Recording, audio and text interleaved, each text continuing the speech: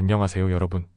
오늘의 흥미로운 영상 내용은 크립토는 트럼프가 합법성을 가져올 것이라고 생각했습니다. 그런 다음 그는 밈코인을 출시했습니다. 그리고 푸틴의 고문자들은 우크라이나 수감자들을 굴복시키지 못했다에 관한 것입니다.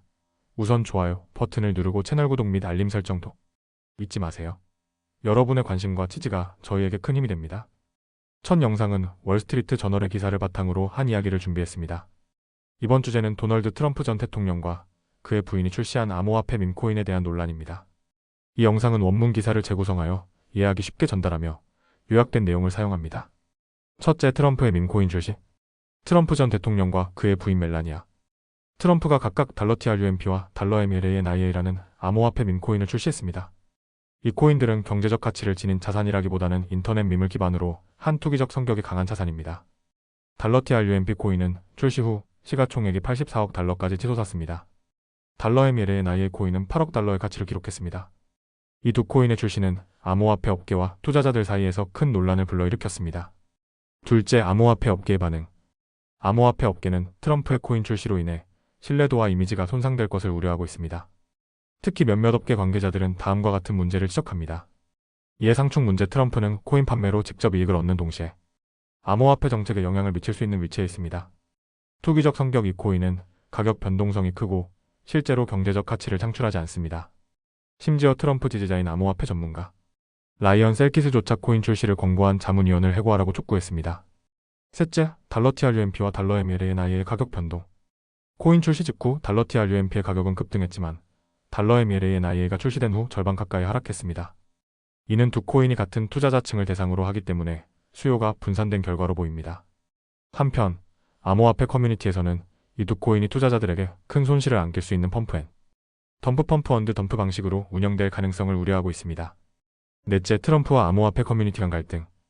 트럼프의 밈코인 출시는 암호화폐 업계의 주요 갈등을 부각시켰습니다. 한쪽은 암호화폐를 금융 혁신과 포용의 도구로 보고 다른 한쪽은 암호화폐를 투기의 수단으로 활용하려 합니다. 억만장자 투자자인 마크 쿠바는 트럼프의 밈코인 출시를 강하게 비판하며 암호화폐 산업의 신뢰를 훼손한다고 주장했습니다. 다섯째, 정치적 반발. 정치권에서도 반발이 이어지고 있습니다. 엘리자베스 워런 상원의원은 트럼프의 코인 출시에 대해 명백한 부패라고 비난했습니다. 그녀는 트럼프가 암호화폐를 통해 개인적인 부를 축적하려는 시도를 강하게 비판했습니다. 여섯째, 투자자들의 우려. 트럼프의 밈코인 출시로 인해 암호화폐 시장이 정점에 도달했을 수 있다는 분석도 나오고 있습니다. 비트코인 가격은 트럼프 취임식 몇 시간 전 10만 달러를 돌파하며 새로운 최고치를 기록했습니다. 일부 전문가들은 시장이 지나치게 과열되었다는 신호로 보고 있습니다. 일곱째, 트럼프의 암호화폐 실험. 이번 밈코인은 트럼프 가족이 암호화폐에 처음 뛰어든 사례가 아닙니다. 이전에도 분산형 금융 프로젝트를 시작하며 암호화폐 시장에 발을 들인 바 있습니다. 하지만 이번 코인 출시는 업계 내부에서도 적지 않은 충격과 비판을 불러일으켰습니다. 결론적으로 트럼프의 밈코인 출시는 암호화폐 시장과 정치권 모두에서 큰 논란을 일으키고 있습니다. 그의 코인이 단기적으로 성공을 거둔 것은 사실이지만 장기적으로 업계 신뢰도에 미칠 영향은 부정적일 가능성이 큽니다. 다음 영상은 월스트리트 저널 기사를 바탕으로 우크라이나와 러시아 간 전쟁에서 발생한 전쟁 포로의 고통스러운 경험을 다룬 이야기를 전해드리려고 합니다. 이 영상은 기사를 이해하기 쉽게 재구성한 것이며 원문 그대로가 아닌 요약과 재해석된 내용을 제공합니다. 우크라이나와 러시아 간 전쟁 속에서 수많은 우크라이나 군인이 포로로 잡히며 극심한 고통을 겪고 있습니다. 이들의 증언은 전쟁의 비극과 인간의 끈질긴 생존 의지를 보여줍니다. 오늘은 이 중 두 명의 전직 전쟁 포로 율리안 필리페이 대위와 세르이 타라니우크 대위의 이야기를 중심으로 러시아 수감 생활의 실상을 들여다보겠습니다. 첫째, 포로로 잡힌 첫 순간. 필리페이 대위는 러시아군에 의해 2년 반 동안 포로로 잡혀 있었습니다. 처음 수감되었을 때 그는 차가운 돌바닥에 알몸으로 앉아 다른 포로들과 함께 신문을 기다렸습니다.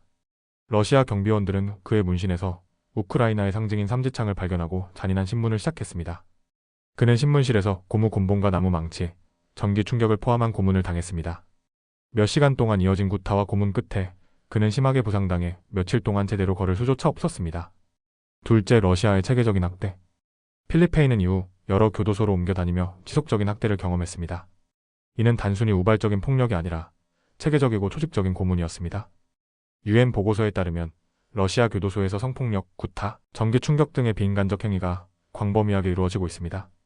필리페이의 증언에 따르면 경비원들은 그에게 민간인 학살을 자백하라는 압박을 가했으며 이를 거부하면 더 큰 폭력이 뒤따랐습니다. 셋째, 고통 속에서도 살아남는 법. 필리페이는 끔찍한 고문 속에서도 정신적으로 자신을 단련하며 버텼습니다.